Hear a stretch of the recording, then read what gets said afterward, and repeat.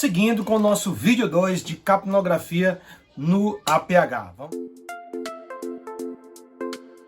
A pressão parcial de CO2, ela vai ser composta por algumas siglas, alguns tipos de pressões que vão compô-la, né? Fazer com que a gente entenda de forma mais fragmentada, estratificada, o que é essa pressão parcial de CO2, o que é essa pressão de dióxido de carbono, ok? Vamos lá. Nós temos o PET-CO2, que é o PET-CO2. Esse PET-CO2, ele significa pressão parcial de CO2 na inspiração, na parte final da inspiração. Então, nessa situação, quando o indivíduo inspira e expira, na fase final dessa inspiração, tá, é onde ele vai dar o que nós chamamos de PET-CO2, ok? É essa sigla aqui que vocês estão vendo na tela.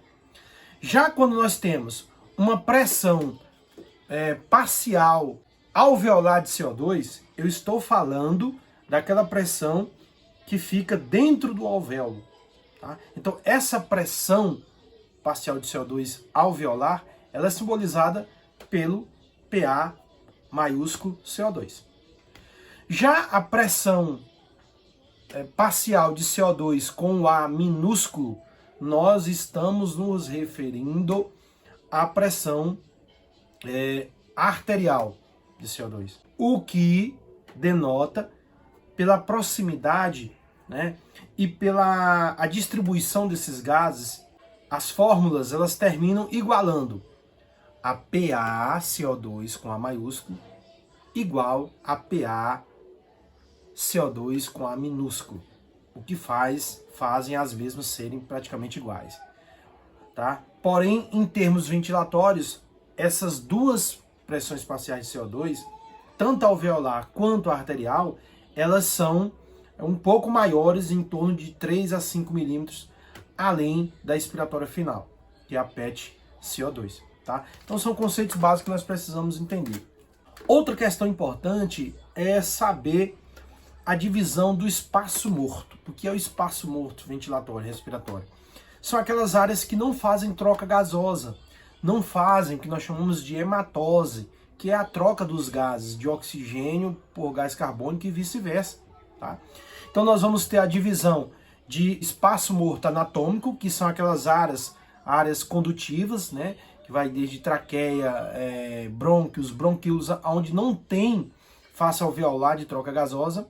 E temos também o espaço morto alveolar, que é uma parte dentro do alvéolo, porém que não tem perfusão, não tem troca gasosa, não faz hematose. E cabe ressaltar que quando o indivíduo, por exemplo, entra em PCR, que as nossas células elas produzem dióxido de carbono, né? Que é exatamente resultado, né, do metabolismo de açúcar, de oxigênio, que a célula usa para se manter, né, energizada, vamos dizer assim, atuante, ativa. Então, mas mesmo quando o indivíduo entra em uma parada cardíaca, por exemplo, as células continuam funcionando e eliminando esse gás carbônico, tá?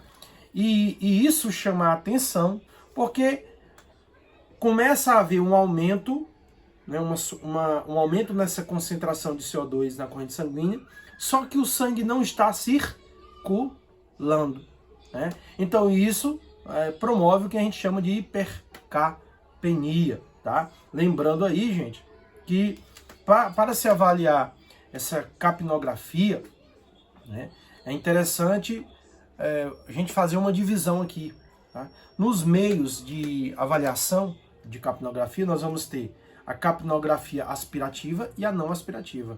Tá?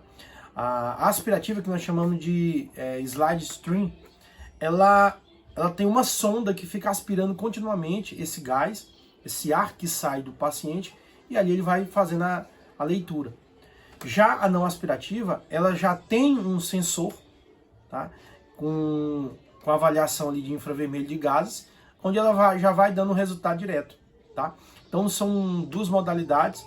Para o pré-hospitalar, sem dúvida, a não aspirativa é mais vantajosa e é melhor, até para que a gente tenha outras vantagens, além de monitorar somente a a fração inspirada de CO2. Tá ok, gente? Até o vídeo 3.